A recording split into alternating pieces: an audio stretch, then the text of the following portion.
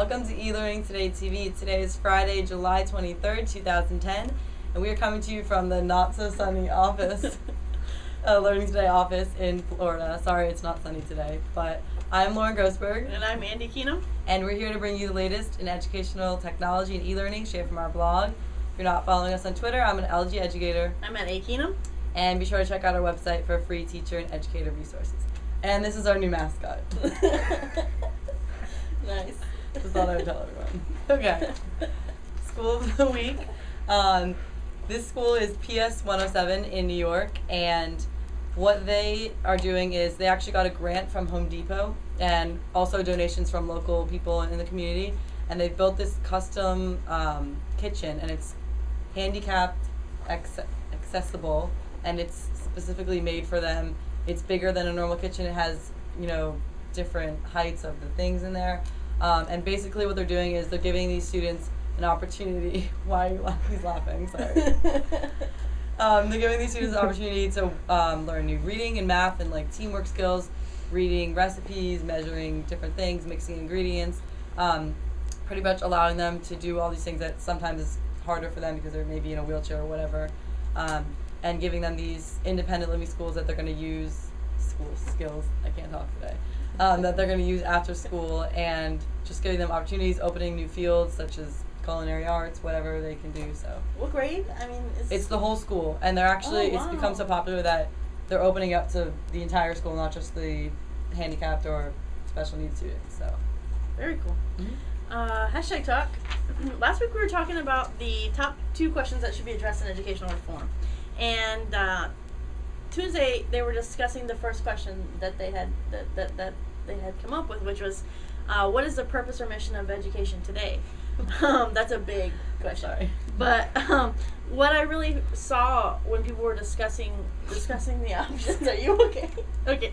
Discussing the options was this tug of war between the notion of schooling versus the notion of learning. Mm-hmm. And it's sort of what we talked about last week when we were discussing Taylor Malley versus Joe Bauer. This kind of puts it in perspective. This quote from at Kim. I never saw such a short name, at Kim. But quote, "I don't want my students to be good at school. I want my students to be great at learning." And I think that really defines the problem right now in education. Mm-hmm. is these two sides. And right now we are sort of revising the national standards, and we're coming up with what we believe the mission of education should be at a national level, and it's this notion of college and career ready. But I still think, and the Cheddars kind of sound like they think too, that something's missing. The mission of education really should be to empower students to be passionate, lifelong learners that are self-directed.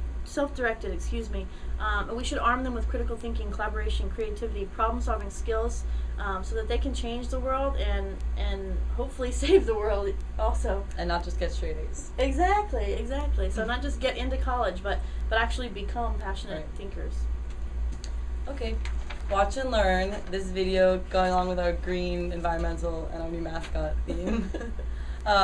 It's about the Rochester City School District, and it's pretty much the video showing how they brought in all these environmentalists and people from the community, and they educated all the teachers in the district about ways that they can, go green, do things around the school, easy things that they can include the students with to make the environment a better place pretty much.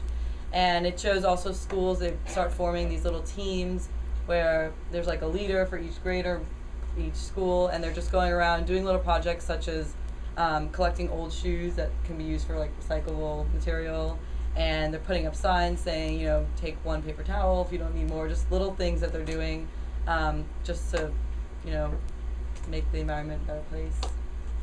And is that the name of the school? Green Schools?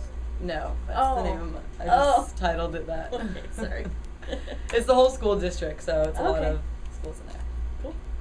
And while we're on the topic again, our e-freebies are green school tips and projects that you can do. And even though it's not Earth Day anymore, it was actually in April, and it was the 40th year that they're celebrating that, the Earth Day Network actually has this thing, it's called the Green Your School Guide, and there's tons of events and information and activities you can do.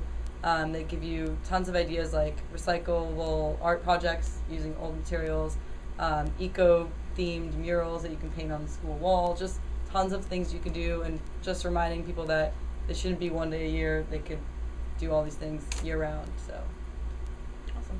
I think we call that type of art garage art. really, Where I'm from. Teach this! So Lauren talked about this awesome grant that a school used to create a special needs school, but what if you have your own dream project that you want to fund? I came up with, I sort of, from the ISTE conference, I sort of outlined 10 steps, or 10 tips, 10 tricks, that I think would make your grant win. So number 1, become an educational. You would hope it would. I would hope. Become an educational entrepreneur. This means get a business mindset, put a team together, research your grant, research the funders, call them up, schmooze them over, because you'll never know what you can find out, what more you can find out if you do so. Number 2, volunteer to be a grant reader. Contact local organizations, see if they need assistance with that. I didn't know there was such. Yeah, I didn't either. But in doing so, you actually learn a lot about the grant evaluation process.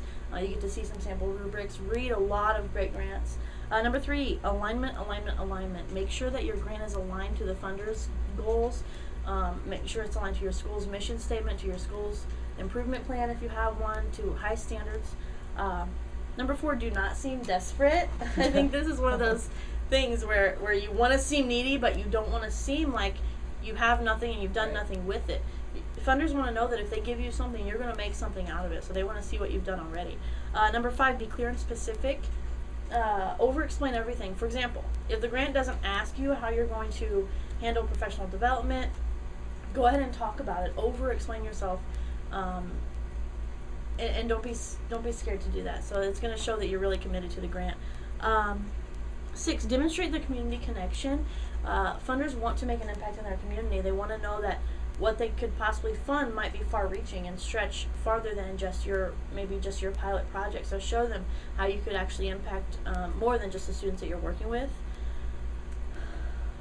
Think innovatively. Grant funders are not going to be funding textbooks or anything like that. So think outside the box. Clearly define your budget proposal.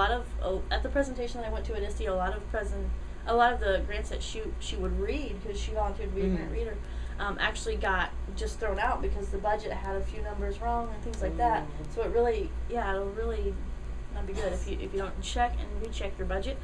Invest and enhance your grant. Funders want to know that you are committed to your grant. Show them what you've done and what resources that you're going to go ahead and provide also, or that your school's going to provide. Show them that you're committed to it. And last, never give up, never surrender. Even if you get, I love it. Even if you get rejected or you don't win the first time, the second time, keep revising and keep submitting your grant, whether it be the next year or to different funding sources. That's it. All right. So, what do you know?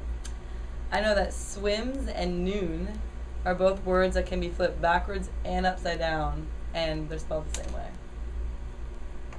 Swims and noon. Oh, okay. So they could be read backwards and upside down. Yeah, like look at all the paper. It's crazy. That's crazy. What do you know? Mom works like that too, but it's wow upside down. Yeah, but that's not the same word. Speaking of moms, happy birthday, Mom.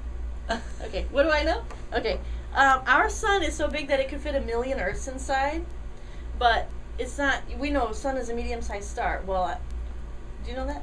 Yeah. Okay, Yeah. so the largest star known to man could actually fit 9,261,000,000 suns. So I was thinking, for a place value lesson with your kids, how many Earths could fit in the largest star? I don't know the answer. A lot. A lot. A lot. If you like our show, give us 5 stars in iTunes, and don't forget to follow us on Twitter. I'm at Akeenum. I'm an LG educator. See you later.